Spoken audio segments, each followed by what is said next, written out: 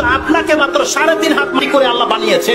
কয়টা টাকার মালিক করে দিয়েছে, কয় শতাংশ জমির মালিক করে দিয়েছে আপনাকে, কতটা হ্যান্ডসাম করে দিয়েছে আপনাকে, আপনাকে কতটা পদ আল্লাহ দান করেছে, আর আপনি আল্লাহ সুবহানাহু ওয়া তাআলার সাথে অহংকার করেন। আপনাকে 5 বার বলা হয় হাইয়া আলাস সালাহ, তুমি সিজদা করো তোমার মালিককে।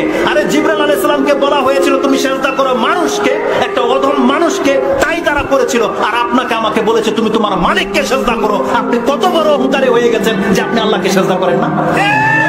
বলেন, ফেরেশতা পর্যন্ত আল্লাহর ইবাদত করতে অহংকার প্রদর্শন করে না। এখন আসেন অহংকারের কথাটা কেন আসলো? যেই ফেরেশতার একটা ডানার পাখাতে যদি বাড়ি দেয় পুরো পৃথিবী তছনছ হয়ে রেখে দেবে, এতটা শক্তিশালী করে সৃষ্টি করা হয়েছে, সেই ফেরেশতাকে পর্যন্ত আল্লাহ কি বলেছে? উসজুদ লি আদম, আদমকে সিজদা করে। একটা তুচ্ছ প্রাণী, কোন একজন ফেরেশতা বাকি ছিল?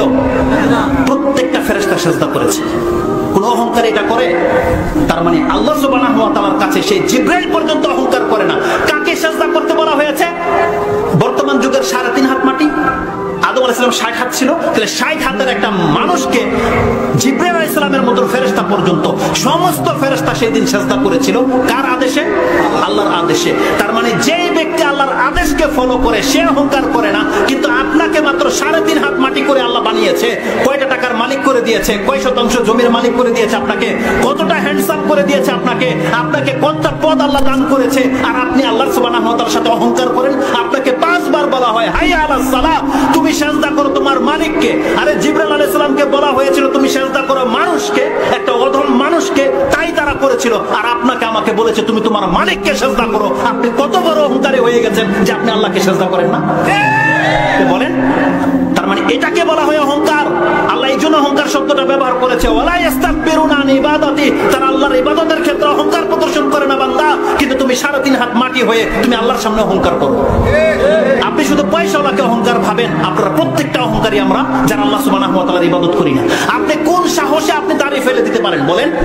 এটা তো অহংকার নয় তো কি? যে দেখে নেব আল্লাহ আমাকে কি করে, এটাই তো তার জবাব নয়। আপনি কেন পর্দা করেন না? আপনি নির্ভীক হয়ে গেছেন আল্লাহ সুবহানাহু ওয়া তাআলার কাছ থেকে যে আল্লাহ আমাকে ধরে কেন নেয় না? এটাই তো ভেবেছেন। আপনি জানেন কেন আল্লাহ আপনাকে ধরে নেয়? পাপের কারণে। আল্লাহ সুবহানাহু ওয়া তাআলা বলছেন প্রত্যেকটা বস্তুকে আমি একটা নির্দিষ্ট সময় দিয়ে রেখেছি বান্দা। কোরআনের আরেক জায়গায় বলেছে এটা তোমার রবের দয়া মুহাম্মদ, তোমার রবের দয়া যে পাপের কারণে তৎমত তাদেরকে ধরা হয় না। আপনি পড়ুন সূরা কাহফের 57-58 নম্বর আয়াতটি, 18 নম্বর সূরার 18 নম্বর আয়াতটি আপনি পড়েন। সেখানে আল্লাহ বলছেন রাহমাতুম মির রাব্বিক, এটা তোমার রবের দয়া স্বরূপ তাকে ধরা হয় না। সূরা নাহল 16 নম্বর সূরার 61 নম্বর আয়াতে বলেন, আল্লাহ বলছেন ওয়ালাউ ইউআখিযুল্লাহু আন-নাসা বিযুলমিহিম মা তারাকা আলাইহা মিন দাব্বা ওয়ালাকিন ইউআখিরুহুম ইলা আজালিন মুসাম্মা ইযা জাআ আজালুহুম লা ইস্তাখিরুনা সাআতান ওয়া লা ইস্তাকদিমুন। আল্লাহ বলছেন কোন ব্যক্তির পাপের জন্য যদি আমি এক এক করে ধরে নিতাম তাহলে এই পৃথিবীতে একটা কীটপতঙ্গ পর্যন্ত বেঁচে থাকতে পারতো না। তাই আমি তাদেরকে ধরি না। আল্লাহ বলছেন প্রত্যেক একটা নির্দিষ্ট সময় পর্যন্ত সময় দেওয়া হয়েছে, যার কারণে আপনি পাপ করেও বসে আছেন, আল্লাহ আপনাকে ধরছে না। সুবহানাল্লাহ। ইবনে হাতিম একটা চমৎকার হাদিস রয়েছে, এটা আপনি 640 নম্বরে পেয়ে যাবেন, সহিহ তারগিব ও তারহিবের মধ্যে রয়েছে। হাদিসটি সম্ভবত মিশকাতে আছে কিনা আমি জানি না। হাদিসের মধ্যে রয়েছে আল্লাহ সুবহানাহু ওয়া তাআলা কসম করে বলছে, আমি আমার ইজ্জতের কসম করে বলছি, লা আজমাউ বাইনাল আবদি লা আজমাউ আলা আবদি খাউফাইন ওয়া আমনাইন। আল্লাহর কসম করে বলছে আল্লাহ যে আমি আমার কোন বান্দার জন্য 2 বার ভয় আর 2 বার নিরাপত্তা লিখে রাখি নাই। আপনি জানেন আল্লাহ কি বলেছে?